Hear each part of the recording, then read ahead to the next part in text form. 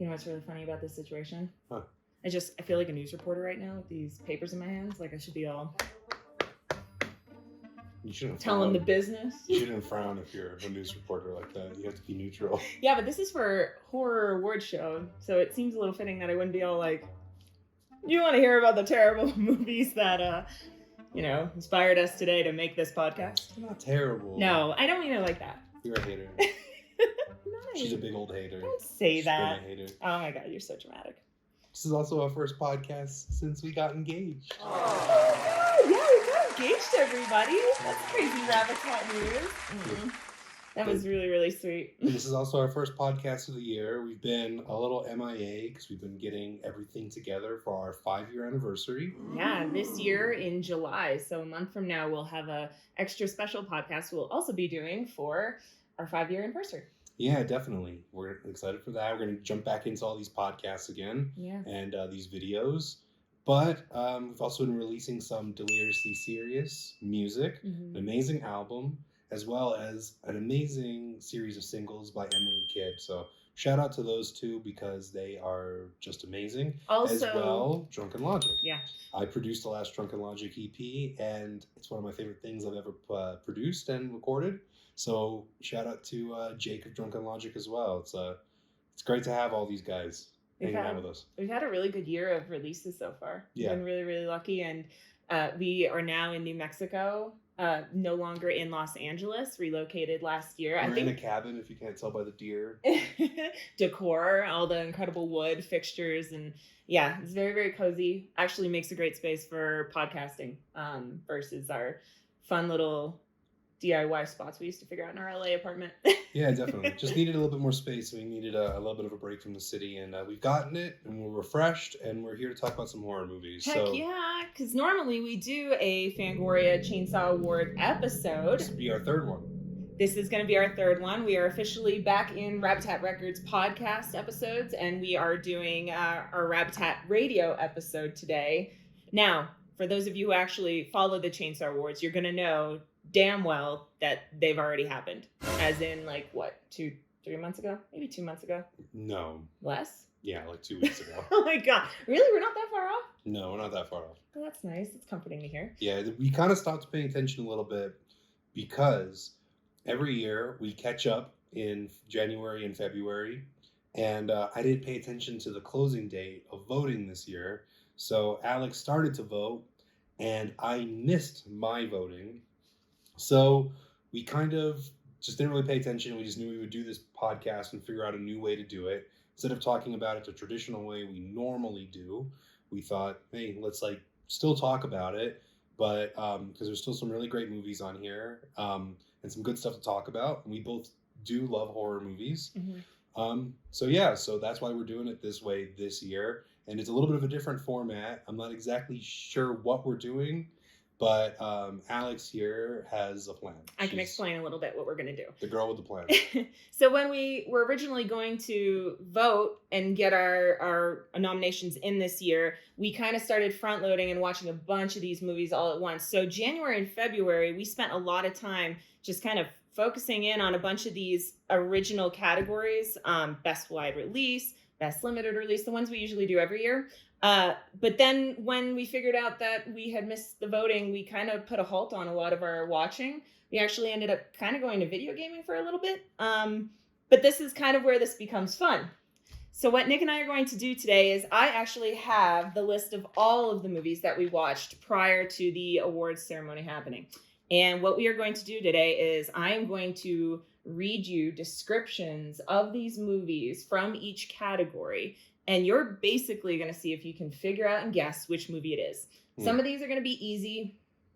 I mean, the best wide release, we saw all of those films. I think they were all incredibly memorable. So I think those descriptions are probably going to lend themselves to, your knowledge base. I don't think you're not going to not remember those. But some of the ones in some of these smaller categories, I think are going to be interesting. And in a few situations, we didn't watch all the movies in the category that we might be looking at. But what I'm going to do is I'm still going to do kind of a guessing game with Nick right here. And what we are also going to do is I might throw in a movie or two that we haven't seen, but that I'm kind of interested in seeing. So, maybe I'll pique your interest. But at the very least, it'll be interesting to see what you guess. That's cool. And then after we go through the descriptions, we are going to talk about our favorite movie of each category. And that's the format. It's just, this is going to be kind of a love letter to the 2023 Chainsaw Award nominees, because there was some really, really good films in this grouping this year. Yeah, there always are. I love doing this. It's been really fun. I'm kind of someone who loves movies of habit, so I end up watching a lot of the same things that I like. And unless it's like Joe Bob, I'm very like not necessarily closed-minded, but I just for me, movies are just something that's really comfortable that I can kind of just settle into. So it's really nice to kind of step outside that box a little bit and not really force myself, but just try to get into the habit of watching some new things and just seeing, what else is out there. So yeah, I'm definitely looking forward to talking to it. So yeah. All right, let's start this. What are we doing? Okay, so we are going to start with Best Wide Release Movie. Okay. We're going to read some descriptions. You're going to look at your categories, and you are going to figure out which movie I'm talking about. Cool. And then once we get through all of them, you're going to tell me which one you like the most. Okay. And we're going to have an argument about it. So. I'm going to try for this one not to read them. I have them right here. But these are all really famous movies, so. You know what? Respectable, because honestly, I think, again, the minute I start reading some of these, you're going to know. So, yeah, this will be fun. You ready to jump in? Let me get a sip of my non-discriminate root beer. No alcohol. We just don't want to talk about the brand. Yeah, no sponsorships on this. Okay. This podcast episode. Okay. Best Wide Release Movie. First one, description. In 1979, a group of young filmmakers set out to make an adult film in rural Texas. But when their reclusive, elderly hosts catch them in the act, the cast find themselves fighting for their lives. That is X. Ding, ding, ding, ding, ding. Too easy. Too easy. Especially when they give you a year. That one was, again, pretty specific. Okay, what's next? Next one. After being abducted by a child killer and locked in a soundproof basement, a 13-year-old boy starts receiving calls on a disconnected phone from the killer's previous victims. Really cool movie. That is The Black Phone. Very good. Okay. Too easy for you. Okay. In 1918, a young woman on the brink of madness pursues stardom in a desperate attempt to escape the drudgery, isolation, and lovelessness of life on her parents' farm. I would say that's Pearl. Yes, Pearl. Next one. Okay. I enjoy this one. A woman staying at an Airbnb discovers that the house she has rented is not what it seems. Oh, really short and easy, Barbarian. Correct, Mundo. And last but not least, this makes it very easy, but you're not looking at the categories technically. The residents of a lonely gulch in inland California bear witness to an uncanny and chilling discovery. Oh, yeah, that's Nope. Very good. You really didn't need to look at it. Those are all really famous movies. Right. And if you're a fan of horror films, if you haven't seen them, you should definitely check them out. I think that's a really strong category this year. This year, I felt like all of these movies were pretty predominant in pulp culture. It wasn't like any of these were super obscure. I mean, you had Barbarian when it was on HBO. I think X and Pearl were even pretty accessible. They all were very accessible for streaming. I feel like Nope was the one that we had to wait on a little bit. Yeah, we were just trying to wait for the right time. Yeah. But yeah, no, we had seen a few of those before. We even started to do the Chainsaw Awards this year. Yeah, so. We were a little bit ahead of the game. Yeah. All right, so out of these 5, I'm curious to know what your favorite one was. My favorite one was Pearl. I thought Pearl was a really great movie. We also saw X right when it came out. When we were living in LA, we had a special viewing pass through A24, and we saw it right when it came out. I really liked it. It reminded me of Texas Chainsaw Massacre, which I think if there's any movie in the 1970s, horror movie from the 1970s, or just in general, that's a really great movie to reference to and make people kind of nostalgic for, because it's one of the greatest movies of all time, in my opinion. But I thought Pearl was a little bit of a different style. Now, the reason why I'm talking about those two is because X and Pearl technically are related together. The character that's in X is the protagonist or antagonist, depending on how you want to look at it, in Pearl.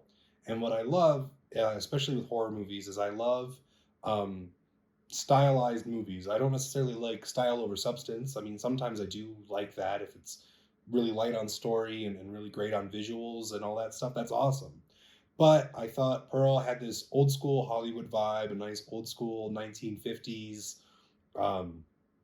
Hollywood soundtrack, as well as the visuals, the type of lighting and all this like nerdy filmmaking stuff, I really enjoyed because it gave the film just this different feel. I've never really seen a horror movie that is paying homage and kind of being in the style of classic Hollywood, like musicals, like the MGM musicals from the 1950s. And that was really cool because I've seen a lot of movies that take place in and around the 1970s that have a really gritty 16 millimeter, grungy, dingy, sweaty, middle of summer Texas look. You see a lot of those types of movies. And there's nothing against X. I thought X was amazing. I really liked both of those movies, but I definitely thought that Ty West and Mia Goth did much better with Pearl, and it's the one that's lasted with me the most. My second runner-up would probably be, well, it's pretty tough. I really like The Black Phone and Nope. I liked all these movies a lot, but I think I would go with Barbarian just because horror comedy is tricky. Sometimes I really don't like a movie that has a lot of comedy in it if it's supposed to be a horror movie. And this one didn't really have a lot of comedy in it, but there was a lot of funny elements. And the cut scene when Justin Long all of a sudden is just in this movie like halfway through was pretty shocking, and I really liked it. It was really unexpected because I don't necessarily read descriptions before we start with movies. I usually try to go in cold, try not to watch a trailer or anything, just go in and see it. So that way a lot of it isn't spoiled for me. And so, yeah, I really enjoyed the watch of that. And the only one I wish was on there, which I know we'll talk about more, is The Menu. I told Jay Chavez Jaime, our chef homie, who's done lots of videos on this channel about it, because to me, it was the one that has stuck out the most out of all of the films that we watched. I think about it quite a bit. I really liked it. And that's a horror comedy too, in a lot of ways. A lot of satirical elements. I'm wondering if it's going to show up for next year's award show, if it was just too late because it came kind of later in last year. I think it's on here somewhere. There was stuff that was nominated for the Menu, wasn't there? Yeah, it just wasn't on. Right. I don't know if it just didn't count or whatever. But yeah, it's just interesting because I thought that was a really good movie. So my 3 recommendations, if you haven't seen them yet, is watch The Menu, watch Pearl, and watch Barbarian. Those are 3 very different movies. You don't have to watch X to appreciate Pearl.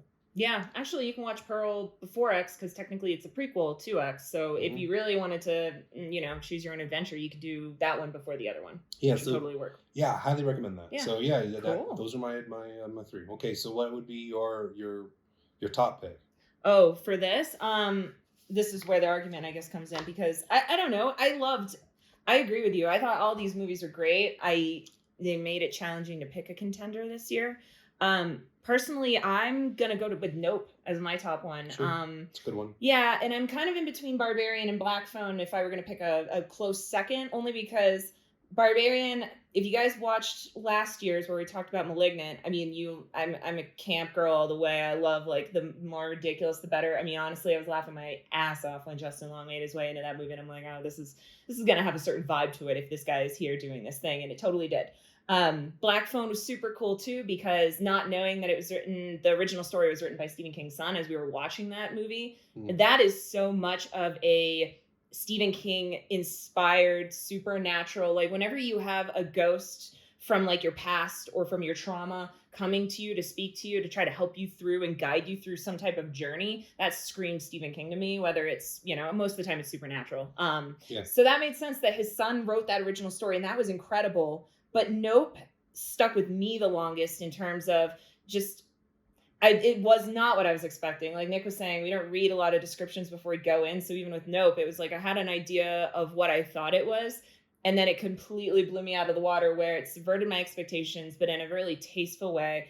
I love all the actors. I particularly love Stephen Ewan as like the old child actor who's just so misguided with what he believes he needs to like drive his purpose, I guess. It was just really, really wild. And then the sound design for that alone, as a former sound designer, that movie stuck out. I think I would give Nope the best director for Jordan Peele, and I think it did win that in the Chainsaw Awards.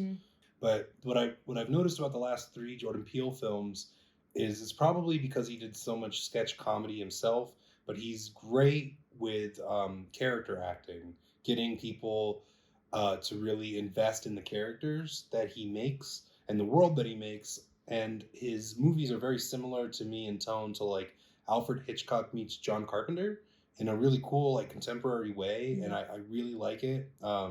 Yeah, that's definitely a really good movie. There's things in that movie that I think about quite a bit as well, as far as that have like stuck with me.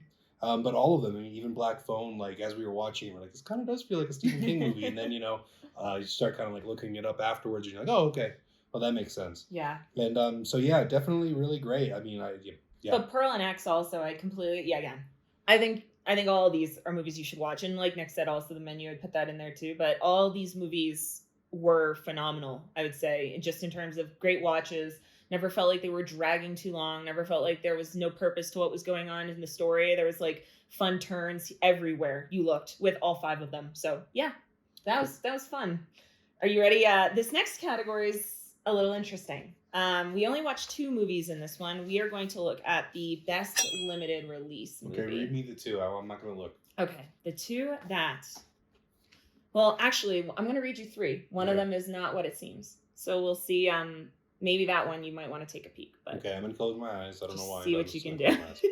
Sounds like... Might help. Okay, the first one. The assassin travels through a nightmare underworld of tortured souls, ruined cities, and wretched monstrosities forged from the primordial horrors of the unconscious mind of Phil Tippett. Okay. I'm supposed to guess? Yeah. No? Okay. Yeah.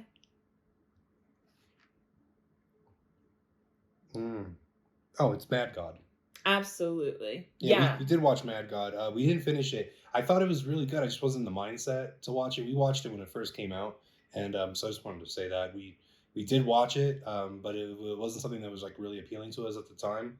I would love to watch it again. But yeah, okay, I do know that. Yeah, don't worry too. We'll talk about this. I think this is an interesting category that we're going to flesh out just for the ones that we did watch. The next one, Margaret's life is in order. She's capable, disciplined, and successful. Everything is under control until David returns. That is, carrying with him the horrors of Margaret's past. Right. That is... I think that's Resurrection. Correct. Yeah. Good, because we didn't watch it. Yeah, but I think I had read the description about it. Okay, yeah. At some point. Trying to pick which one to watch, because a lot of these were available on Shudder, you know, of course, or like, you know, on different streaming services, but some of them weren't. So some of them are like, okay, so which ones are we going to rent first? Yeah, what was more accessible, we watched that one night, and then, yeah, in some of these cases, it didn't come up again. But Resurrection is a Shudder exclusive. The reason I put it on this list, because I do want to watch it, is one, Rebecca Hall is in it. She, my favorite movie that I always think of her in is Kong Skull Island, which is not like, you know, whatever. It's fun, and she's great in it. But also, you know who else is in it that I love? Tim Roth, who I feel like I don't see very often anymore. Yeah, me too. He scares the crap out of me in everything he's in. Yeah, every Tarantino Tim Roth moment is like, oh, something bad's gonna happen. But that being said, I think that lends itself to the horror story. So yeah, that's one I want to put on our watching list. Mm-hmm. That leaves one more that we did watch on this. Okay. This one. Tell me, what do you got? After being resurrected by a sinister entity, Art the Clown returns to the timid town of Miles County, where he targets a teenage girl and her younger brother on Halloween night. It's Alex's favorite. It's Terrifier 2. And yeah, it was Terrifier 2. Great. So let's talk about the 2 movies we did watch and what we would, I guess, recommend. Sure. Yeah, I would definitely recommend seeing Terrifier 2. And the reason why I would recommend seeing Terrifier 2 is it's a certain type of genre movie. And it's one of these things, Joe Bob talked about it, I believe, on the last season of The Last Drive-In, where he talks about elevated horror. There's like this term that's made by non-horror fans to describe a artsy horror movie. And I think that there's a mix of it, but there's really 2 different types of fans of horror. There's the people who love, you know, campy schlock and like gratuitous violence. And there's people that also like the more cerebral, atmospheric, maybe even like slow burn stuff. And Terrifier 2 is definitely more on the gratuitous gore, almost like exploitation type film. And both times we've seen both of them, and both times whenever we brought it up, Alex didn't even remember she watched the first one. So it's one of those movies where it's like junk food, and in the best possible way. So like if you just want like a nice popcorn like horror movie that's kind of like gross, sick, and disgusting, this movie's that.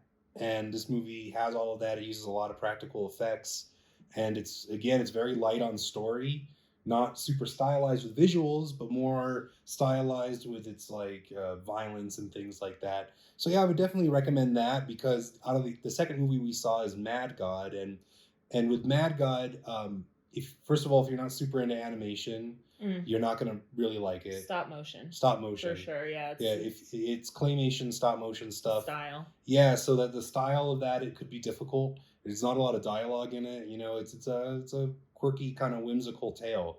And so if you're not into that kind of style, I can't really recommend that to you. So it's really like these two movies are two very different styles. And if you were going to watch one of those two, I would definitely recommend it. But I also did hear really good things about Orphan First Kill. I did hear that was really good. So I didn't see it because I haven't seen the first one. But yeah, I definitely have heard that's a good one too. Interesting. Okay, so try not to be too much of a hater. No, I'm not a hater. It won a ton of awards at the Fangoria. I understand. Listen, I agree with a lot of what you're saying in terms of the stylization, in terms of like, listen, practical effects wise, just stylized, they both take advantage of techniques in filmmaking that, nowadays a lot of people rely on animated CGI, and even animation now is done primarily on a computer, where stop motion has become it's such a time-consuming process that anybody who can actually put it together and pull it off in an effective way, more to him, because that is a skill that doesn't exist anymore, I think. I mean, I know we've learned about it a little bit in school, but to be given any real credit or credence in pop culture nowadays. So that was really cool. I veer on the side of going with Mad God only because I think that cerebrally, I could kind of, if I were in the mindset when I watched it, I could see myself enjoying it for the visuals, for the artistry, for the storytelling. I really think I could sit down and enjoy it. The problem with me and Terrifier 2 specifically is I'm just not into that type of junk food horror. For me, if I'm going to watch something that's overly gratuitous on violence, and, you did mention the artistry of the violence, and honestly, that in and of itself is massively part of the Terrifier films in general. I'm just so not into it. You got to get me with a story. I think that's the thing that always gets me. It's like, as long as the story is somewhat compelling, because there's another movie we're going to talk about later in this category series that I also did not like. Like, it just made me viscerally like sick and ill and not feel well about the whole process of it. But it was because the story was so good that it made me believe that I was in this nightmare fuel, where like Terrifier is so over the top and ridiculous that I just don't connect with it. But that's my own personal feeling. Yeah, it's a weird category, because I think all four of them are, very different. Whereas like the wide release stuff, that's kind of like all around like people pleasing type horror, and it's they play a little bit more in the middle of things. Like, nothing is too polarizing in any of those films, really, like out of the wide release. But with the limited release, it just seemed, from what we were looking at even before we picked them, this just seems to be kind of really up to your taste as to what you're gonna like. It's very subjective. Yeah, it wasn't the first category of films we started with. No, sure. No, which I think last year we that was the one we started with. I think so. Yeah, last year's was really strong. I mean, again, what we did see was interesting. I definitely will give it that. Next, what do we got? Okay, best first feature. Okay. This is another one where we only watched 2 movies in this category, but I am going to give you one in this descriptions. I guess we didn't watch anymore. Yeah, but I'm going to give you one that I actually read that I thought might be kind of interesting. Okay, go ahead. And I'll tell you why. So, first description. Are you ready? Yeah. Let's do it. A young couple try to reunite amid a city ravaged by a plague that turns its victims into deranged, bloodthirsty sadists. That was think that was the sadness. You're crazy. You must really remember these descriptions from when we were looking these movies up, maybe originally, because Maybe I didn't read a lot of the descriptions. I'm like, but I'm really surprised that you got both those. That was pretty good. Mhm. Cool. Yeah, I was watching the trailer. It's a Taiwanese film. I was watching the trailer, and it interested me because, in the nicest way possible, this is how I'm going to describe what I saw. It almost looked like a tasteful version of The Happening. Okay. The American movie. Like it's not there where they're the people that are infected are zombies or anything per se. It says Korean? It's Taiwanese. Taiwanese. I guess here I can read a little bit of the plot. Sure. After a year of combating a pandemic with relatively benign symptoms, a frustrated nation finally lets its guard down. This is when the virus spontaneously mutates, giving rise to a mind-altering plague. The streets erupt with violence and depravity, as those infected are driven to enact the most cruel and ghastly things they can think of. Murder, torture, rape, and mutilation are only the beginning. A young couple is pushed to the limits of sanity as they try to reunite amid the chaos. Interesting. Yeah, I'd definitely watch that. It sounds cool. It sounds really interesting. That would definitely be one in this grouping that I would want to look at. Okay. Okay. What do we actually watch? All right. The next description. Let's go. Eyes are closed. Let's go. That's going to help it. Always. A young American woman moves with her husband to Bucharest and begins to suspect that a stranger who watches her from the apartment building across the street may be a local serial killer decapitating women. That is The Watcher. Yeah. Watcha. That was... Okay. And then the next one. Mm-hmm. A disgraced internet personality attempts to win back his followers by live streaming one night alone in a haunted house. But when he accidentally pisses off a vengeful spirit, his big comeback event becomes a real-time fight for his life. DEADSTREAM. Hell yeah, it was. It was really good. My pick for that is Watcher. I thought Watcher was amazing. It is a movie that you've seen a million times. It's Disturbia. It's Rear Window from Alfred Hitchcock. It's that type of movie where someone sees something crazy from their window with a neighbor, and they get all obsessed about it for certain reasons, and no one really believes them and or cares until it's kind of too late. Or is it real or is it not real? It's more of a thriller than a horror movie, but I thought it was awesome. I love that type of movie, and I loved how fresh it felt, even though it's something so classic. Yeah, for sure. I think it also reminded us of living in another country for you and me. Yes, the girl who moves there is like an immigrant, and Alex and I do know what it's like to be an immigrant in a foreign country and to be treated differently and to have to get used to culture and just how people live. Yeah, figuring out how to respect other people's culture and understand those differences, because obviously an American girl in Bucharest is big cultural step from like what we know in our own. And her husband like speaks the language and is like from there. Yeah, it's his dad or his mom is like from there. Yeah, so that's a thing too. She really is like a fish out of water. It's like a fish out of water means like this Alfred Hitchcock Rear Window type thing, and I loved it. I also did love DEADSTREAM too. I thought DEADSTREAM was really funny. It was a comedy. The only thing that bothered me is his screaming was a little piercing at times, but I don't necessarily want to say that it was a bad thing. He wrote, directed, and produced it and starred in it. The guy, I don't remember what his name is, but he was absolutely, it was really cool. It was a really cool idea, cool movie, and I think his wife was also involved in the production of that movie.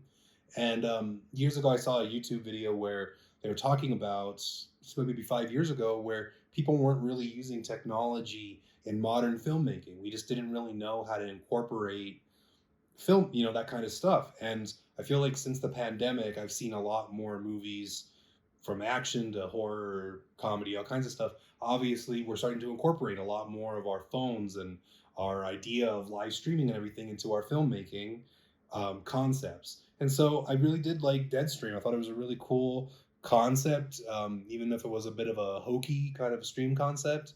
It's a great way to keep a film low budget. As someone who's a filmmakers ourselves, like it's a great way to kind of go to one location and film something and keep it interesting. But yeah, it's a good movie. I recommend both. Yeah, I think Watcher was probably my favorite, but honestly, if any of our listeners or watchers are fans of Nuke's Top 5, for example, or like any of these channels that do like people going into horror like situations, like they basically go into houses and they film themselves looking for ghosts. It's basically like that if it went completely haywire. So if you've kind of seen that stuff already online and immersed yourself in that world, it's very believable. I believe that he's just this obnoxious person. I think he played into that so well. And yeah, there were moments where you're just like kind of want to claw your ears out a little and just like, oh my God. And also for us, we just know people like in Los Angeles that Like are their brand and their influencers and this and that and this and that, and they kind of have like no, they won't necessarily, not in a bad way, but they don't really have like a this is maybe too far type situation, and they go like maybe a little too hard with what they're trying to do for the sake of fame. And so yeah, it hit really close to home in an interesting way. Yeah, when you're being attacked and you're still like saying like and subscribe, there's something very campy and satirical about that, and it was magical. It was fun. That was definitely a fun little grouping. Okay. Next. The next one is where it gets interesting because we watched 4 of these movies. All right. I'm not even going to mention the one that we didn't watch. Okay. You'll figure it out once you see the category, and it won't matter at that point anyway. Okay. Read it to me. Let's go. So we have Best Streaming Premiere Movie. Yes. The first one. A serial killer brings an unsuspecting new victim on a weekend getaway to add another body to his ever-growing count. She's buying into the faux charm. He's eagerly lusting for her blood, though. What could possibly go wrong? Yeah, definitely. That was cool. That was... I think it was A Wounded Fawn. Yes. Yeah, it was good. Good one. Very nice. Well done. Next one. This one, good luck to you. A lonely teen discovers her family's ties to witchcraft. Oh. That's Hellbender. Yeah, we actually saw that movie twice. We did. Joe Bob and On Our Own. Yeah, it's a good one. Next, Naru fights to protect her tribe against one of the first highly evolved predators to land on Earth. All right, well, this is going to be my pick, but it's Prey. It was good. Cool, okay. And then last but not least... No, that's 3. Right. Wait. Well, last but not least in our category. Oh, okay. But yeah, we're not going to... Don't you worry. Noah meets the alluring Steve at a grocery store, and given her frustration with dating apps, takes a chance and gives him her number. Right. That is Fresh. Correct. So what is the one that we didn't watch? We didn't watch Hellraiser, and nothing against Hellraiser, just I wasn't super interested with seeing another Hellraiser movie. No, neither of us are really big Hellraiser fans. Yeah, it's fine. I knew a lot of people growing up that loved those movies, and they're fine. I just didn't really care. That's kind of like the thing is like with sequels and like already existing IPs, intellectual property. I find it more interesting when it's like, especially with horror filmmaking, it's where a lot of filmmakers get their start. So I do love seeing like a quote unquote original type movie, even if it's something like Watcher, where it's like you take something and you do something fresh. You don't like do Rear Window again, you know? And so that was cool. But yeah, my recommendation is Prey. Just 'cause it's a really interesting type movie.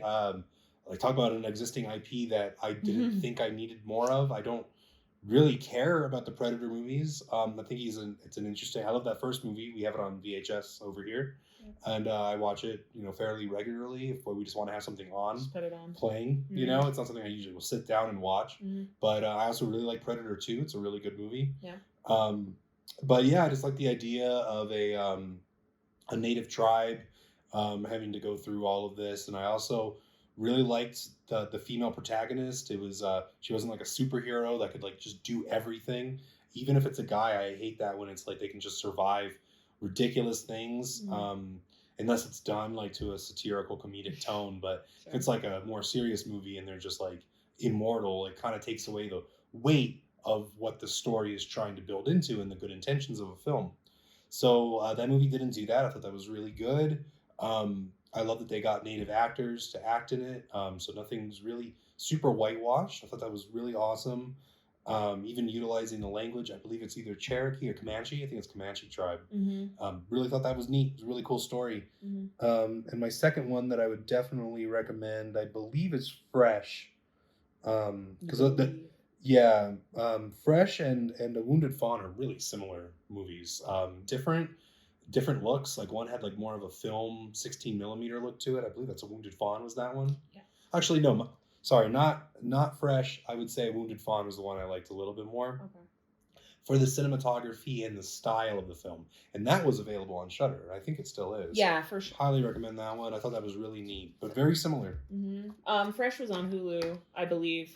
I agree, but also disagree a little bit. Only that I agree that in the sense that like there's women who are having to get themselves out of terrible situations in both of those movies. Toxic men. Shitty men. I think Fresh. Wounded Fawn was artistic in the way that it went about this guy's madness, where you actually got to. I never felt like I was in tune with the madness of what Steve and Fresh. I just felt like he was a complete asshole who had no respect for human life or a desire to really connect with people. Both of them are the worst scenario that you would want to go through in dating, and I think that's also interesting too. Coming out of the pandemic, you're talking about dating. Getting physical with anyone ever. Yeah, and having to like, you know, using dating apps, and that's the way that a lot of people do it now. And you go away on a vacation with someone that you don't really know, which, you know, everyone says, oh, don't do that. I mean, but people do it all the time, and you really never know. You don't really know a person. Someone once told me it takes 5 years before you can really know someone, and I agree with that to like a certain extent. So yeah, these movies play on that quite a bit. Yeah, and, there's like a running joke or meme out there on like the internet that talks about like, you know, dating's one of those scary things because this person that could technically kill you in the middle of the night in your sleep is also the person you like share pizza with like for dinner and stuff like that. So it definitely is a very scary premise. I think that for me, the stakes are a little more heightened and fresh. Yeah, I actually got more like Black Phone vibes from Wounded Fawn, where it was almost like, because without giving away too much, there are other presences kind of in that story that help navigate the woman who's in trouble go through this experience with this guy who's coming after her in all sorts of different angles. And the one thing I will say, just on a side note, this doesn't really matter, but like the credit scene for Wounded Fawn was one of my favorite credit scenes I've ever watched in my life. I spent probably 5 minutes just laughing at this credit. I don't know if you remember that. It stuck with me like glue. No, I just remember the ending. What happens in the... I refuse. I'm sorry. I can't tell you. I can't remind you. We'll talk about it after, but just for that alone, but that movie was really good. They were all, cool. The ones we all watched on there were really, really good.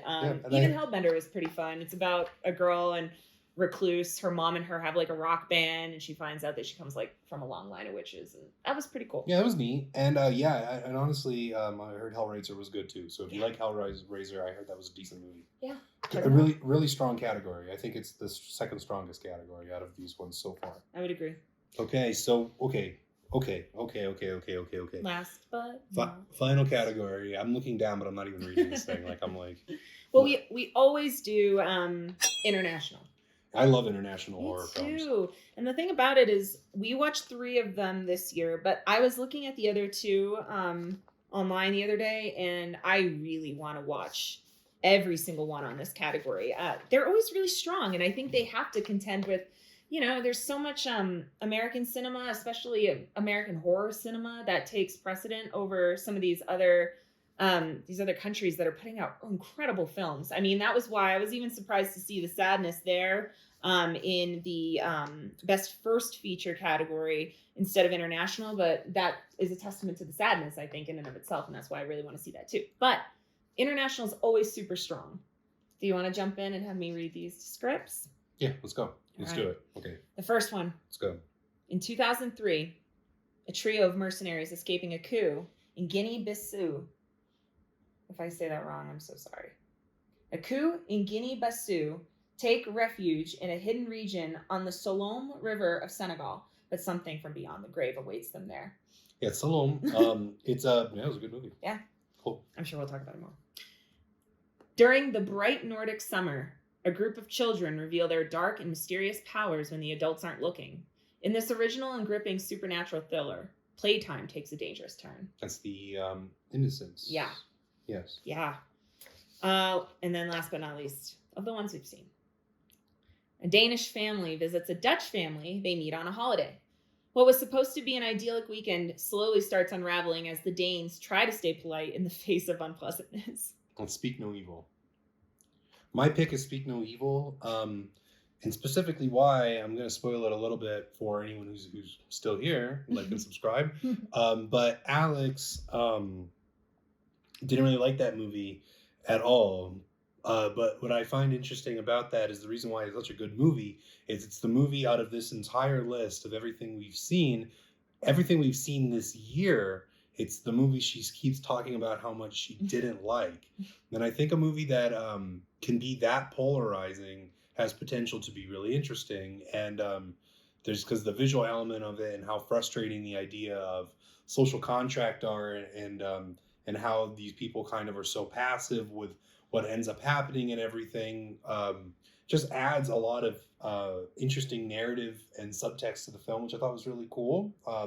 Really enjoyed it quite a bit, and I like films that can be an allegory, and this is an allegorical film, if I can use that word. So I think that's how you say it, allegorical. So it's like an allegory for societal norms and wanting to be polite for the sake of being polite, and some people really are miserable, but they push through anyway. And so this is like a heightened times 10 experience of that. I also really liked The Innocents. That was a really good movie. Salome, I honestly, we watched it when it first came out, and I watched it again because it was streaming on Shudder, and I don't remember a whole lot about it. I thought it was a really interesting movie because you don't see a lot of movies from that region, and it was really good. And hearing French and this kind of environment and seeing something odd and weird in this type of setting was really cool. But yeah, I would definitely go with Speak No Evil just for the allegorical sense and the fact that it was so polarizing to one of us, because very rarely, like, Alex didn't really like Terrifier, but it wasn't like outright like disgust and like anger at the movie. And like Terrifier, she fell asleep through. Oh, I just didn't care. At the very end, she just didn't care. There's just a lack of care there. That was what I was saying. So this is the movie I was mentioning when I was talking about Terrifier, because I didn't like either of those movies. Probably out of all of these movies, without a doubt, these are the two movies I could say I didn't like. But I didn't like Speak No Evil for the reasons Nick is talking about, and this goes back to writing. When something's written really well, it can totally transform the way you're perceiving the visuals, the actors, the costumes, the time of day, where you're at in history. None of that matters, in my opinion, unless you have somewhat of a strong backing with writing. Speak No Evil, actually, if I can deviate slightly to what I think this also relates to, because we were just talking about this the other day, we are big fans of I Think You Should Leave with Tim Robinson. This is going back to cringe culture. This is the idea of people questioning social norms, people who can't abide by social norms, and rather than taking it in the Tim Robinson direction where you almost are pushing it to see what you can get away with and almost testing the waters of like what society will allow you to get away with and what you can't, but almost in like a naivete way, in like a charming way, in a funny way. Speak No Evil did that, but not in a funny or charming way at all. It's like if you were, okay, great example. If you and me were going to go visit people that we only met once in another country and we had one bad night, do you think that we would continue to stay in that situation? No, I don't think most people would. And I think it's one of those movies where it's kind of frustrating because I don't think anyone in reality would actually do any of the things like as it escalates. Like when it first starts out, I think everyone would do everything that happens in the very beginning of the movie. But then, like as things get crazier and as the antagonists start to manipulate the family, manipulate the situation that they're in, that's like where it starts to kind of just get way over the top and too little, too late, too much, too early, all these little things. And just the idea of not being able to do that. And I found it pretty interesting. It also happens more than once. And that's the thing that I find mind-boggling about that movie. I would definitely recommend watching it. It's not that I hated it in the sense that, like, I genuinely could care freaking less about Terrifier 2. That's not my style movie. Speak No Evil I recommend watching. Make up your own mind. I mean, honestly, it just disgusted me when I got to the end of that, and then to recognize that not only has the situation happened with these people, but that it's something that's occurred time and time again, and it's a continual thing that just nobody seems to be able to wake up to. I think that's the thing that kind of wrecks my brain. But that's also where I think we are culturally too, is we live in a time now where we are sometimes questioning, like, how far do we go with certain things, and what is the level of niceness and politeness you want to extend to others, and like what is deserved. When should you put your red flags up and be like, I'm fucking not doing this anymore? And I think it's a cool movie that makes people question those types of things. Yeah, definitely a really cool category. Maybe the third strongest category in my opinion. I would agree. And shout out to the other two movies, Hatching and Piggy, because I really also want to see those too. Yeah, we almost watched Hatching. For whatever reason, we didn't end up watching it yet. Got caught up. Yeah. So, nice. So that's our recommendations. Yeah. I would say that. So just a little recap. We have, just from the top of what we talked about to where we are now, a little like quick summary. Nope, Pearl. Then I would say Terrifier 2, Mad God. Then you have DEADSTREAM, Watcher. Right? Yeah. Then I would have Prey. And we could go with Fresh. And then let's go with Speak No Evil and The Innocents. The Innocents, by the way, also a really great movie. Shout out to all the kid actors in that movie who... I always find it interesting when kid actors, I mean, because we watch so many movies where kid actors are put in weird situations. I would say Evil Dead Rise. I keep thinking about the little girl, like the 8-year-old. Tigers Aren't Afraid. Oh, Tigers Aren't Afraid, yeah. Whenever you have kid actors who are putting themselves in these darker situations, I give them a lot of credit when they can stand on their own 2 feet and actually sometimes also stand above the adults in the room and really put on incredible performance. I mean, I felt for every single child in that film, and I felt like I deeply connected with the story. That was one that I was really engaged with the whole time we were watching. Yeah, so, it's like fairy tale style. So yeah, out of those. And then little side treat that I think we'd add to just the end of our podcast. Okay. There's one other movie that did get a few nominations on the Chainsaw Awards general categories, but did not get featured in any of these main categories. I'm going to read you the description. You tell me if you remember, and we can talk about it really quick. Humans adapt to a synthetic environment with new transformations and mutations. With his partner Caprice, Saul Tenser, celebrity performance artist, publicly showcases the metamorphosis of his organs in an avant-garde performance. Yeah, that's a really crazy movie. That was maybe one of the more like original movies. Is it Crimes of the Future? Crimes of the Future. Crimes of the Future. Really cool. I think the reason why I didn't get nominated more was it was a kind of a hard movie to put into a category as to like what it really was, because it wasn't really a horror movie. It's a David Cronenberg movie, so it's got horror elements to it, but it's also kind of a sci-fi movie. Oh yeah, I feel like this one lent more on the sci-fi, more experimental, like medical experimentation side of things. Like, I mean, body horror is always in his MO, but just the idea that people are mutating and healing so fast that like people are so desensitized by pain, which is kind of like a critique as to kind of where our society is now, being so desensitized by so much happening. I mean, there's like a new shooting happening like every other day and things like that. And so it's a bit of a critique on like our desensitization as we get further along with technology, but also the idea of humans using it for mutilation for entertainment and fame, as well as art and theater. There's also like a whole artistic community going into it. And it's really a movie that I feel like could only have been made by one person or directed by one person. I don't think he wrote it. And it was a really good movie. I thought it was really great. There's something in it that I found absolutely disgusting. Usually I find one thing disgusting, and at least one thing in every David Cronenberg movie. And just one scene with a kid that I really did not necessarily not like, but it was pretty rough. And it was amazing to see him back making another film. Alex is a big fan of David Cronenberg films. Last weekend she was just watching The Fly. So I mean, then she's watched Rabbit, and she used to watch what's that one you used to watch?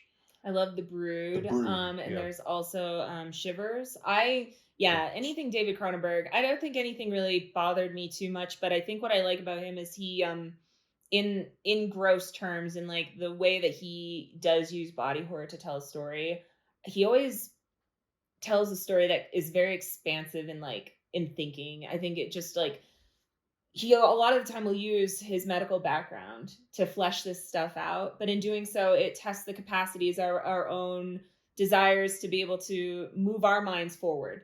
What are we willing to accept? What are we willing to compromise with? Just all these different social like norms that are being broken, but in the name of like this will be the advancement of human medical science. But he also is amazing at doing it. So it's not something where it's like super heady no, and like really preachy. Or preachy or pretentious. That's horror. Yeah, and that's cool too. Like it's not like spelled out for you, and it's not like something like that. But you can like watch it and kind of experience this really weird, kind of gross. Original movie. I mean, that's like a film. I don't know any other movie that I've ever seen that has anything to do with that. No. Like it has stuck in my mind or the topics or anything, and I can't think of anything that's similar to it. And like Terrifier 2, it's like a slasher film. I could think of like 100 films that are like slasher films, but I would definitely say Crimes of the Future and Mad God are these two films that I've never seen before. And that's something worth checking out for sure. Yeah, like incredibly cerebral films. Wow, you just tossed that in. Man, You're done? Done. You tapped in? It's my last one. Tapped out? Tapped in, tapped out. That was awesome. Thank you so much for doing this with me. Yeah, honestly, it's always my favorite podcast to do. Good thing it was my ring hand. What was in your ring hand? Ding, Oh. No, this is always my favorite podcast to do. Yeah. I love talking about horror movies. This is, like Nick said, a great opportunity for us to watch things we might not always watch. It forces us to do new stuff, and I can't wait to do next year. And also use that Shudder subscription. Oh, hell yeah. When Joe Bob isn't on. Comes hard. Shout out, to Shudder. Every year we talk about them. They're never sponsoring us, but yeah, maybe someday. Yeah, it'd be nice. I don't expect Shudder to watch this video, but you guys are awesome if you do. Yeah, curating really cool stuff, and just even being the platform for the Fangoria Chainsaw Awards. I think that's really cool, and we've really enjoyed it. The past few years we've been doing it. Yeah, it's the streaming service that I will never get rid of at this point, strictly because I think that they have amazing content on there. Yeah. They give first-time filmmakers or younger filmmakers that are trying to make a name for themselves a chance. Mm-hmm. They have a good selection of international movies, so they really support an international filmmaking community, as well as the new stuff that's coming out, in America. And then there's some really interesting stuff. So yeah, I love it. Thank you so much for watching the Chainsaw Awards today. Our Chainsaw Award discussion. The Rabotat Radio episode talking about the Chainsaw Awards 2023. Thank you as always for joining us. And keep an ear out, because in less than a month we will have another podcast coming your way, and we will be celebrating Rabotat Records' 5-year anniversary. Yeah, shout out to Morgan Tucker. This is a design for Rabotat Records. This 5-year anniversary exclusive shirt. Very swanky. Made completely cruelty-free, as green as possible, hand spun. This is made in France, so it's got a little bit of a European cut to it, but it's really comfortable, really durable. And it's a shirt that I feel like ethically we both could get behind. Yeah, they'll be available in July. Absolutely, and there's we got some more designs that I won't quite give away just yet, but this one is by the amazing Morgan Tucker, who also designed my artwork for Nikki Manos. So yeah, please be on the lookout. We got some cool stuff coming. Yeah, thank you guys so much for watching us today, and we'll see you guys soon. Peace. Lay down.